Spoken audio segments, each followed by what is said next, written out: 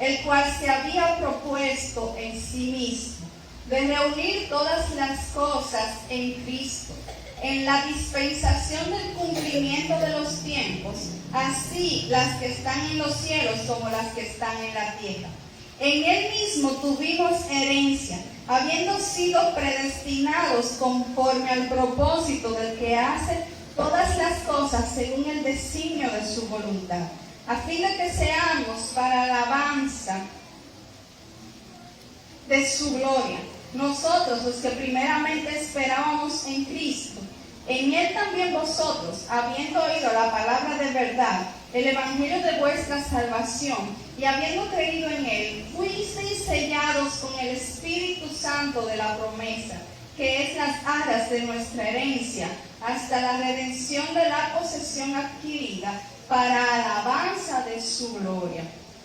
Bien, entonces en el versículo 9, porque ya la pastora estuvo hablando de los versículos 3 al 8, y decía que somos bendecidos con toda bendición que se encuentra en ¿dónde? ¿Pero dentro de quién? Exacto. Entonces, vemos que dice el 9, dándonos a conocer, lo primero que nos dio a conocer el Señor fue el misterio de su voluntad. En otras palabras, el Señor nos dio a conocer cuál era su plan. Y miren que ese plan es después de que Cristo resucita. ¿Por qué después de Cristo resucita y no desde el inicio? ¿Por qué Abraham no conocía el plan del Señor? ¿Por qué Moisés no conocía el plan de Dios? ¿Por qué David no conocía el plan de Dios? ¿Por qué los profetas, inclusive Isaías, aún no conocía el plan perfecto de Dios? Porque Jesús, cuando ya murió en la cruz, dice que subió, ¿verdad? El que subió fue el mismo que descendió y dio dones a cada uno de nosotros para que nos edifiquemos, ¿verdad? Para edificación de los santos, para la obra del ministerio. ¿Y cuál es ese ministerio? Según hemos aprendido: adorar, enseñar, danzar, son esos. La reconciliación, ¿verdad? Entonces dice que el Señor nos dio a conocer el misterio de su voluntad. O sea, el plan de Dios para cada uno de nosotros, el plan de Dios para el mundo completo. Dice Filipenses 2:10, y es bueno que lo apunten para que lo lean después, dice: para que ante el nombre de Jesús se doble toda rodilla, en el cielo y en la tierra y debajo de la tierra, y toda lengua declare que Jesucristo es el Señor, para la gloria de Dios Padre. Y el asunto es que veíamos que según las creencias en el Antiguo Testamento, Moisés escribió unas ciertas leyes donde decía: cada cierto tiempo usted se va a presentar al lugar santo, al tabernáculo, y va a ofrecer sacrificios. Y si usted pecó, usted va a venir y va a traer de acuerdo a la capacidad monetaria que tiene, de acuerdo al pecado que fue. Usted va a venir y va a traer un animal y lo va a degollar. Entonces, se creó una falsa cultura de que nosotros nos acercamos al Señor con el propósito de que Él perdone mis pecados. Yo me voy y no soy nada.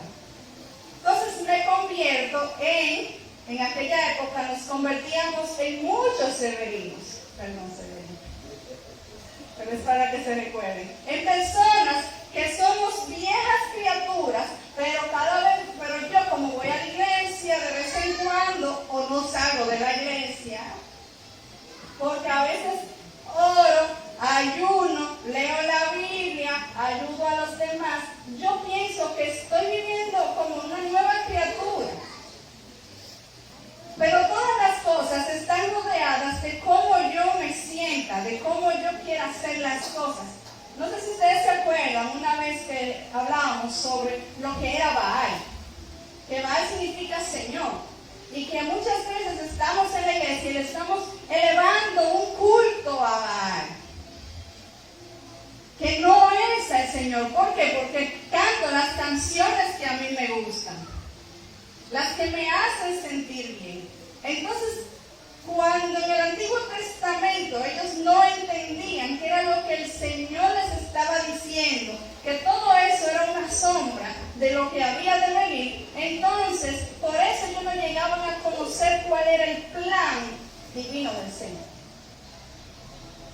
Y hasta hace poco nosotros también pensábamos y hablábamos así. Porque siempre a las personas les decían, ministrando siempre y todavía hay personas que dicen, oh, el Señor tiene un propósito contigo. Y el Señor tiene un propósito contigo. Y el Señor tiene un propósito contigo. No, el Señor tiene un propósito que es de Él. Y que cuando nosotros somos nueva criatura y comenzamos a caminar conforme a ese hijo maduro, entonces ahí nosotros comenzamos a hacer el propósito de Él. Porque la Biblia nos dice que nosotros somos colaboradores. ¿Qué es lo que somos? Entonces ya nosotros no tenemos que estar pensando de que todo va a girar en torno a mí, sino que todo gira en torno a Cristo. Por eso era que para ellos en el Antiguo Testamento todo giraba en torno a ellos. ¿Por qué usted cree? Jesús llega al templo y encuentra personas vendiendo. Y Él comienza y tumba todas esas mesas. Y le dice, ustedes han puesto la casa de mi padre como cueva de ladrones. Y esto será llamado casa de adoración. Si leemos, el Señor les había dicho a ellos, miren, ustedes van a preparar ustedes el sacrificio y lo van a llevar al templo. Pero como para ellos no era cómodo, habían personas que vendían el animalito allá. Y eso era lo que el Señor estaba pidiendo. El Señor está pidiendo, ustedes van a preparar desde su casa.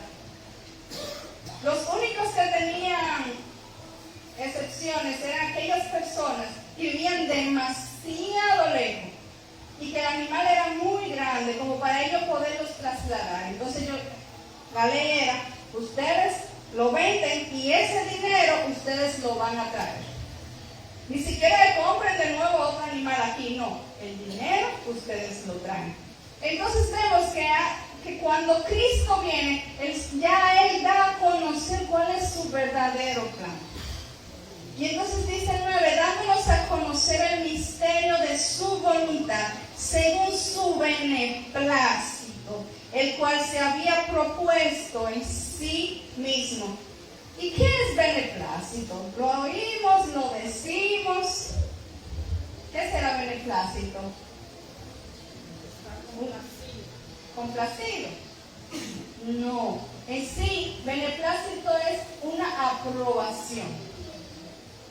Entonces, ese plan de conocer el misterio de su voluntad, para que nosotros podamos conocer cuál es el propósito de Dios con cada uno de nosotros, con la tierra entera, está aprobado por Cristo, el cual se había propuesto en sí mismo de reunir todas las cosas en mí, en Cristo, en la dispensación del cumplimiento de los tiempos, así las que están en los cielos como las que están en la tierra.